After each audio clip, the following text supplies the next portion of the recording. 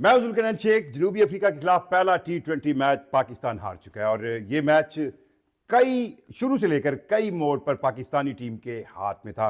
इस मैच की अगर हम खुलासा बात करें तो 3 लाइनें मैं कहूंगा।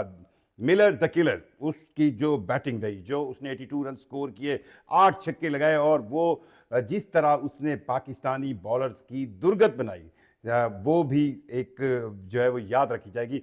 200 से ज्यादा का उनका स्ट्राइक रेट रहा।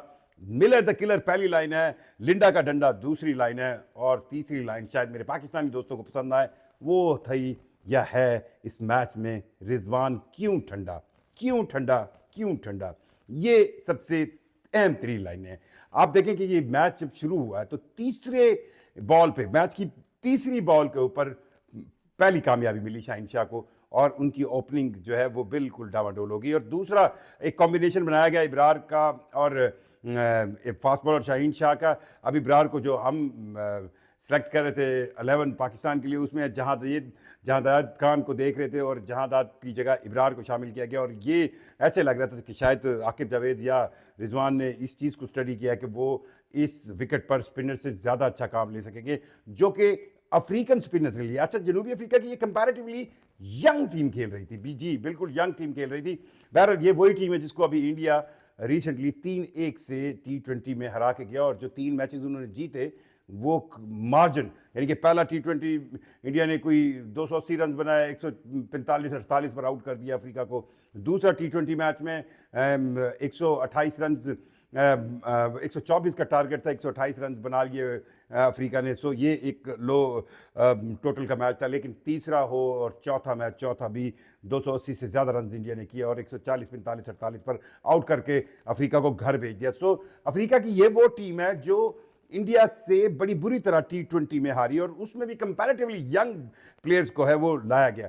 सो इनिंग स्टार्ट में अफ्रीका की बिल्कुल डामाडोल थी। उनके ओपनर नहीं चले, 1 डाउन नहीं चले और फिर किलर द मिलर जो मिडल ऑर्डर में आते हैं, मिलर की अगर आप IPL देखें 12 सीजन वो खेल चुके हैं। तकरीबन 130 मैचेस उन्होंने इंडियन प्रीमियर लीग के खेले हैं। गुजरात टाइटंस की तरफ से वो आखिरी दफ़ा खेल रहे थे। 2012 से लेकर 24 तक के 12 सीजन उन्होंने खेले हैं। 2900 से ज़्यादा रन है उनके IPL में और इस के अंदर उनकी जो औसत है वो हमेशा 150, 160, 155 इस तरह की औसत है। 101 रन भी उन्होंने नॉट आउट स्कोर किया, जो बेस्ट स्कोर है उनका मिलर का। सो मिलर का वो जो किलिंग स्टाइल था वो आज हमें बिल्कुल सही नजर आया और उन्होंने पाकिस्तानी बॉलर्स की सही जिसको कहना पिटाई की। अब ये तो 183 स्कोर जो था इस पिच पर लग रहा था कि पाकिस्तान की बैटिंग लाइन इसको हासिल कर सकती है, इतना मुश्किल स्कोर नहीं लग रहा था। फिर क्या हुआ, अब स्टार्ट में सबसे पहली बात जो बाबर आजम का टच में ना आना, 0 पर आज वो आउट हो गए और समझ से बाहर है कि वो उस बॉल को जिस तरह उन्होंने खेला और एक बाउंसी बॉल थी, वाइड एंगल में थी और उन्होंने उसको खेला और बहुत ही आसान सा कैच थर्ड मैन को एक दे दिया। और उनके जाने के बाद अब जो रिजवान हैं वो पता नहीं अब इतनी टुक टुक क्यों कर रहे थे। सिर्फ साइम अयूब जो है वो एक टच में नजर आए। उन्होंने 31 रन स्कोर किए। उस 31 रन के स्कोर करने में उनके 7 चौके शामिल थे। बहुत प्यारे चौके थे, वो शॉट्स भी बहुत प्यारी थी। और बदकिस्मती से जब रमीज राजा उनकी कमेंट्री में तारीफ कर रहे थे, उन्होंने भी वही काम किया है, एक जो थी शॉर्ट पिच डिलीवरी को, और उन्होंने उसको उठती हुई बॉल को खेला और कैच दे बैठे आसान हाथों में।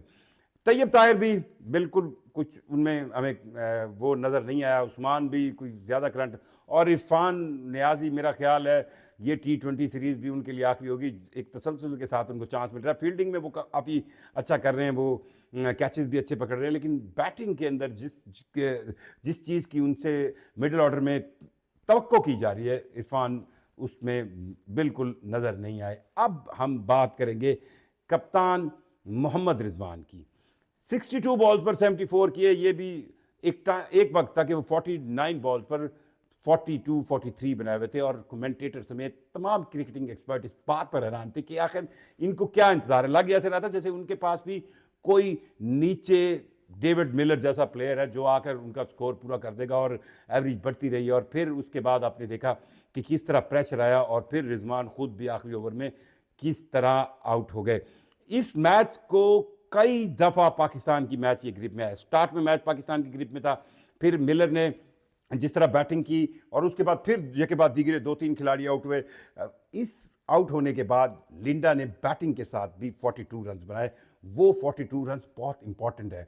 वो 42 रन जो जिसने जनूबी अफ्रीका को 183 तक, शुरू में तो ऐसा लग रहा था कि जनूबी अफ्रीका की टीम 140-45 तक करेगी, फिर लिंडा आया तो फिर फील हुआ कि शायद ये 200 से ऊपर चली जाएगी। लिंडा के आउट होने के बाद जब 2-3 विकेटें गिरी तो उसके बाद लग रहा था कि पाकिस्तान की टीम जो है उसने कंट्रोल कर लिया, लेकिन लिंडा ने फिर जो एंड पर बैटिंग की 4 ओवर अगर पाकिस्तान की बॉलिंग में देखें तो वो टर्निंग पॉइंट थे जिसमें सबसे ज़्यादा मार पड़ी। या एक तो 8वां ओवर था सुफियान मुकीम का, जिसके अंदर आपको 15 रन पड़े और उस ओवर में समझ नहीं आ रही थी कि जो रिदम पकड़ा साउथ अफ्रीका की इनिंग्स ने जब उनकी अर्ली ऑन 3 विकेट्स गिर गई। और उसके बाद इब्रार का 10वां ओवर, इसके अंदर जो है डेविड मिलर ने छक्कों की बरसात की और 24 रन इस ओवर में दिए।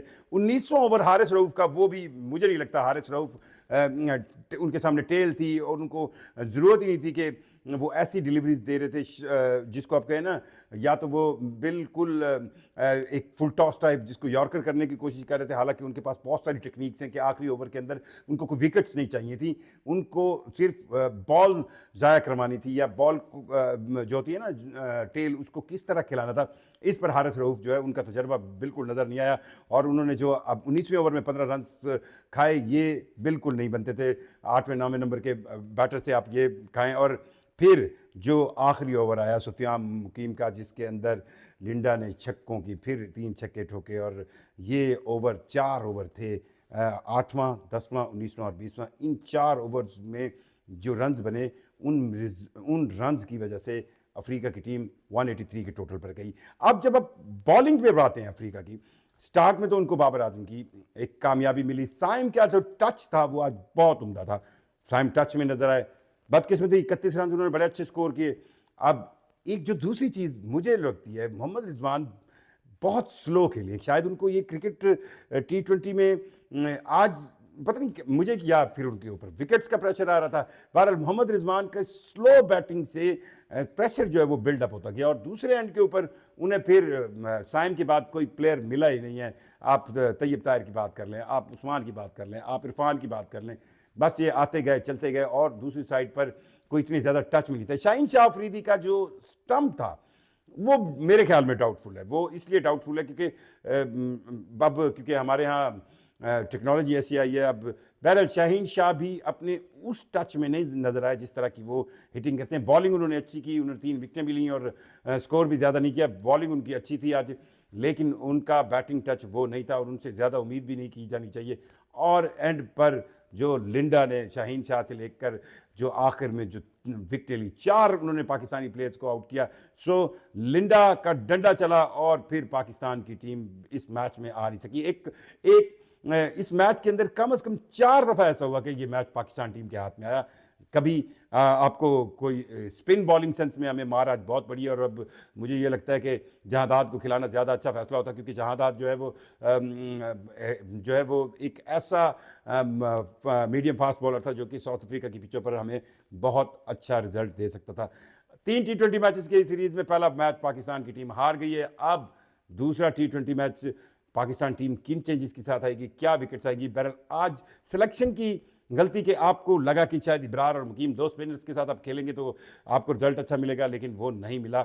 इब्रार ने ज़रूर एक अर्ली ऑन विकेट ली, लेकिन स्पिनर्स को जिस तरह अफ्रीकन बैटर्स ने धोया या अफ्रीकन बैटर्स ने जिस तरह प्रेशर ख़त्म किया, सो दैट मुझे लगता है कि ये एक सिलेक्शन में भी गलती हुई। और रिजवान को भी अपनी बैटिंग की जो एवरेज है, जितनी वो बॉल्स खेल रहे थे, मेरा ख्याल है वो प्रेशर बिल्डअप ही करते जा रहे थे। और बाबर आजम क्यों टच में नहीं आ रहे, क्या है वजह बाबर आजम की, क्या उनको एक गैप ले लेना चाहिए। बहरहाल पाकिस्तान ये मैच जिस पर 4 बार उसकी ग्रिप थी हार गया। और फिर एक बार कहूँगा, किलर मिलर, यानी कि मिलर द किलर, लिंडा का डंडा और रिजवान क्यों ठंडा।